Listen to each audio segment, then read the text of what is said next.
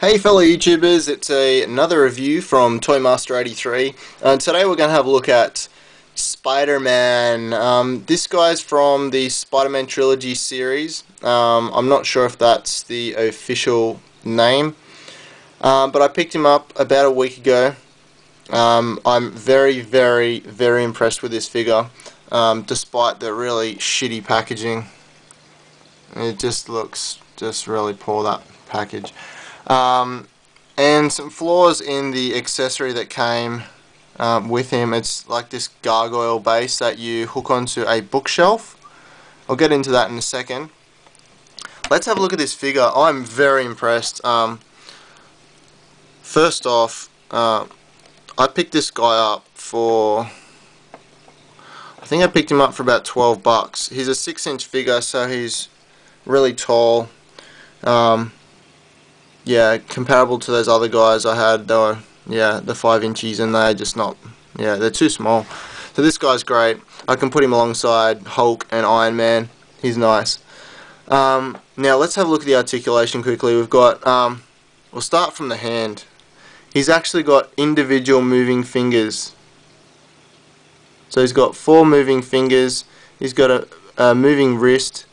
You can twist his forearm for supination and pronation of the forearm, which is really good. 2 points of articulation on the elbow. The twisting of the forearm, a ball joint shoulder. The head, probably the only flaw in articulation, considering that how much there is in the upper limbs. You can basically only, I don't even know, you can't really move his head up and down, but you can move it to the side with a bit of difficulty.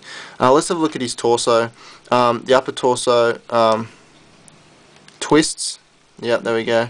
The next segment actually moves up and down, so that's how you get that twisting and the up and down movement.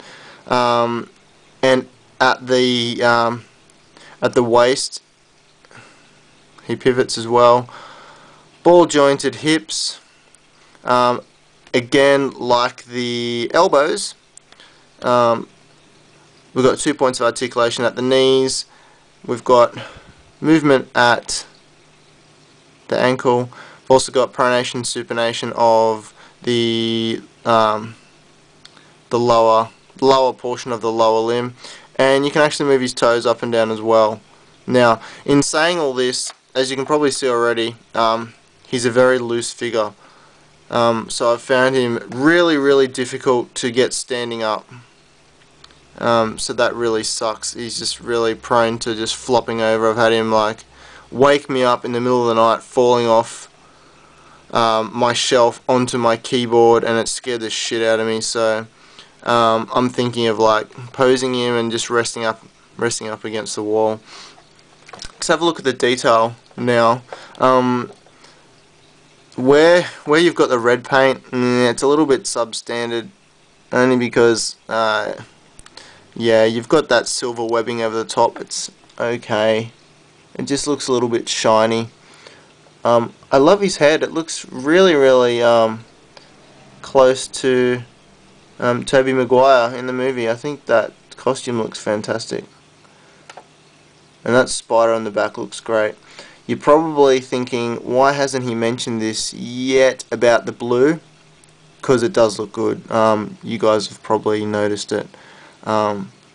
Just have a look at the legs. Like, you've got the individual. It's like a scaly effect.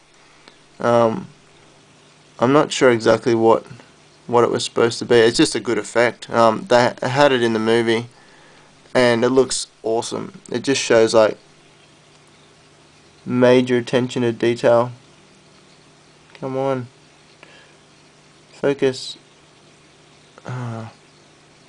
We had a little, there we go. Had some nice focus. That's good. I really like that. I'm thoroughly impressed. And you can just see the detail in his muscles, in his quads and his calves. It's nice. It's a nice figure. And you can get him doing all sorts of poses. You can get him doing his web firing pose with his wrist up. You know, he's just, there you go. Focus, yeah. Really nice. I love him. Good figure. Now we'll just sit him down here for the moment. Face the camera, Spidey. Let's have a look at this accessory, the gargoyle base. Just move the camera out. Okay. That's how it's supposed to clip on to your shelf. Now, obviously it looks silly, like when you go clipping it on.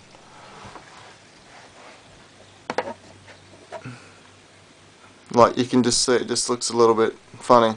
What they probably should have done was, instead of having it slide onto this bottom part, have it connect to the back so it's sort of level with the top of the shelf.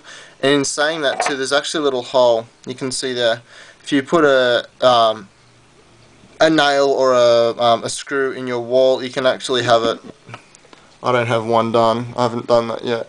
I'm not sure if you want to put screws in the side of your wall unit or your wall, but you can actually like poke that through the big hole, and then it actually slides. It'll slide down onto it and sit onto it. So you've got that smaller one. So the actual screw head will, yeah, it'll just sort of rest on it.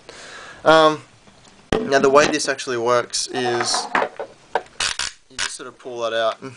There's a little button on the top there. If you hold that in and pull it out, it doesn't make that clicking sound, so you don't have that ratchety noise.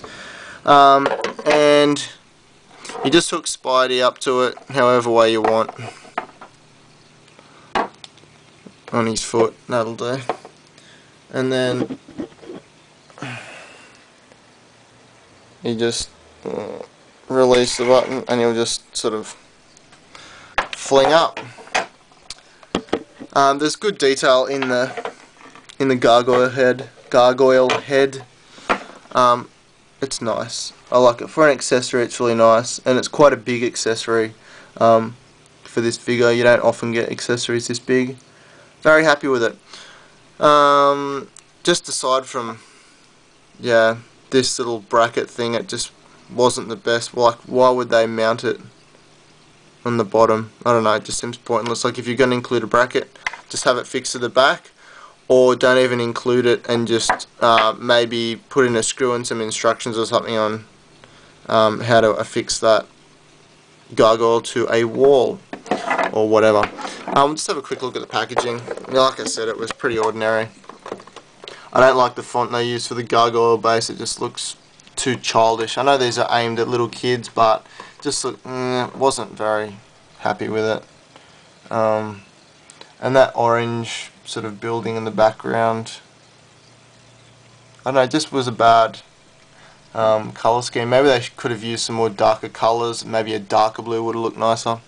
Anyway, and on the back, heaps of wasted space, like just too much wasted space. They could have made these guys down the bottom bigger, use up more space.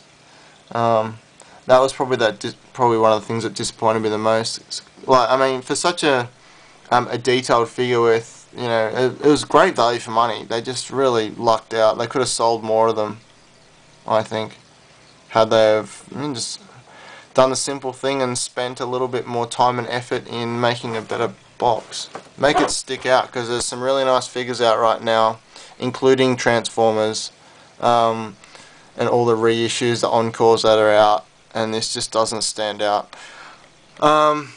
So I'll rate it in terms of everything, including the box, the packaging. 3.5 including the packaging, and 4 for just the figure.